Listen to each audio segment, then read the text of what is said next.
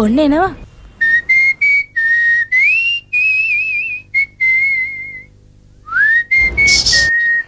මේ මදුරු කොයිල් එකක් තියනවාද? ඔයගොල්ලොන්ට පැය කීයක් පත්තු වෙන එකක්ද ඕනේ? මේ අපිට ඕනේ පැය 10කටත් වැඩිය පත්තු වෙන එක. දෙන්නම්.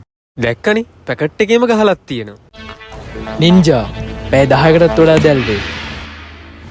ඡ අරගොල්ලෝ මුළු පැකට් එකම ගත්තානේ.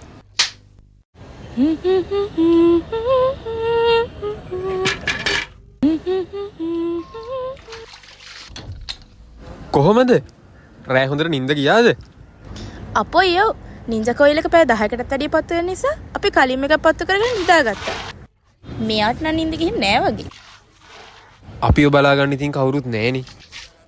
අනේ පව්. ඉන්න. ඒ පත්තු කරපු නින්ජාගෙන් කොටසක් මම ඉතුරු කරගත්තා.